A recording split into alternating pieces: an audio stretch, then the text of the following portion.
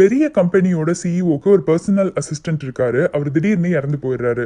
So புது பிஏக்கான interview அந்த கம்பெனியில் நடக்க ஆரம்பிக்குது.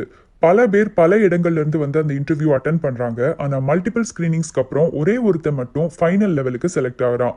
இப்போ இவன் அந்த சிஇஓவோட 1-to-1 மீட்டிங் அட்டன் பண்ணி அந்த இன்டர்வியூவில் பாஸ் பண்ணணும்.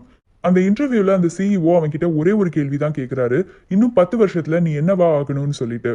அவன் பதில் சொல்றான், நான் நீங்க இப்போ இருக்கிற நிலைமையில பாதியிலையாவது நான் இருக்கணும்னு சொல்லிட்டு.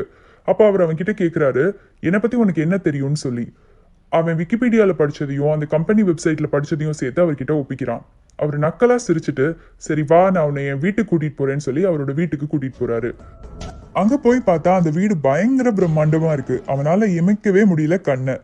உள்ள நிறைய பொருள்கள் கோல்டுனால ஆயிருக்கு. தங்கத்தால் ஆன ஒவ்வொரு பொருளையும் பார்த்தா அவன் பிரமிச்சு போயிடுறான். இப்போ அந்த சிஇஓ அவன் கிட்ட என்னோட ரூமுக்கு போகலாம், என்னோட ரூம் மாடியில் இருக்கு, நம்ம படிக்கட்டு வழியா போகலான்னு சொல்லி அவனை கூப்பிடுறாரு. அந்த படிக்கட்டு வழியா போகும்போது அவன் பார்க்குறான், மேலே அவ்வளோ அழகான பொருள்கள்லாம் தொங்கிட்டு இருக்கு. அதுல நிறைய வைரம் மாதிரி தெரியுது. படிக்கட்டோட கைப்பிடி முதற்கொண்டு கோல்டால் ஆயிருக்கு. இதெல்லாம் பார்த்து இவனுக்கு பயங்கர ஷாக்கா இருக்கு. அப்படியே அதெல்லாம் ரசிச்சுட்டு அவரோட ரூம் வரைக்கும் போயிடுறான்.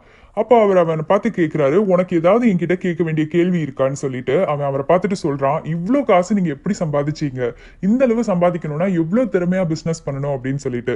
அவர் சிரிச்சுட்டே அவன்கிட்ட சொல்றாரு, இந்த கேள்வி நீ என்கிட்ட கேட்டிருக்க வேண்டிய அவசியமே இல்லை. இப்போ நீ வரும்போது அந்த படிக்கட்டை குனிஞ்சு ஒரு தடவை பார்த்திருந்தனா உனக்கே தெரிஞ்சிருக்கும் அப்படின்னு சொல்லிட்டு. அவன் வேகமா வெளியே போய் அந்த படிக்கட்டை குனிஞ்சு பார்க்கறான். அந்த படிக்கட்டு ஒவ்வொன்றிலையும் ஒவ்வொரு வாசகம் எழுதப்பட்டிருக்கு. அவரோட வாழ்க்கையில நடந்த சுவாரஸ்யமான சம்பவங்களையும் சேர்த்து அதுல எழுதி வச்சிருக்காரு.